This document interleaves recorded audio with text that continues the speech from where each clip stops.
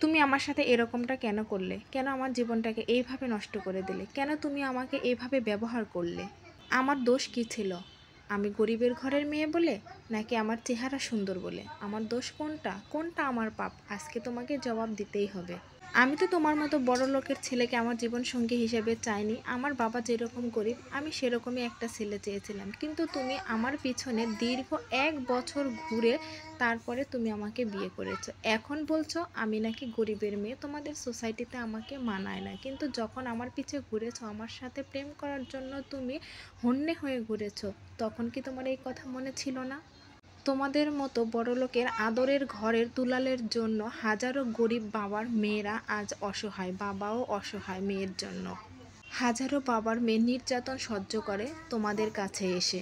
তোমাদের মতো বড়লোকের ছেলেরা গরিব ঘরের সহজ সরল মেয়েদেরকে পটিয়ে বিয়ে করে তারপরে তোমরা এইভাবে ঠকাও, এইভাবে তোমরা মেয়েদের জীবন নিয়ে খেলো, জীবনটা নষ্ট করে দাও।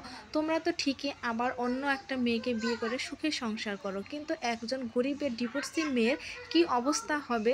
তার বাবা তার মেয়েকে আবারও বিয়ে দিতে পারবে কিনা, সমাজ তাদেরকে কোন চোখে দেখে একবারও ভাবো না।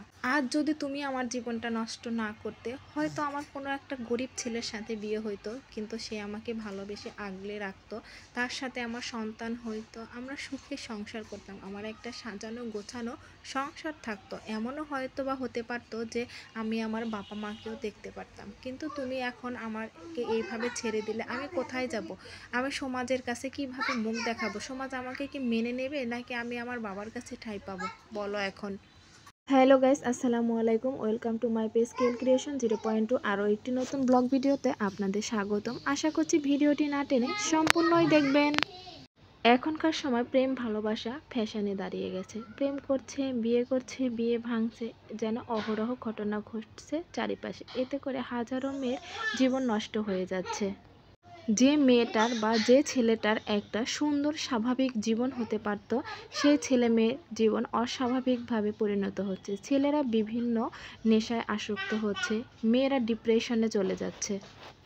আজকে আমার ভিডিওতে ভয়েস দিতে খুবই সমস্যা হচ্ছিল। আমার 2 মেয়েকে যতই চুপ করে থাকতে বলতেছিলাম, ওরা আরও কথা বলতেছিল।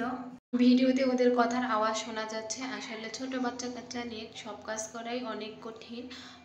তো আমার ভিডিওটি কেমন লাগলো আপনারা অবশ্যই কিন্তু কমেন্ট করে জানাবেন। আর আমি যে তরকারিটা কাটতেছিলাম, এটা মিষ্টি কুমড়া, লম্বা মিষ্টি কুমড়া আমার হাজব্যান্ড এনেছিল। এই মিষ্টি কুমড়া এই প্রথম এনেছে।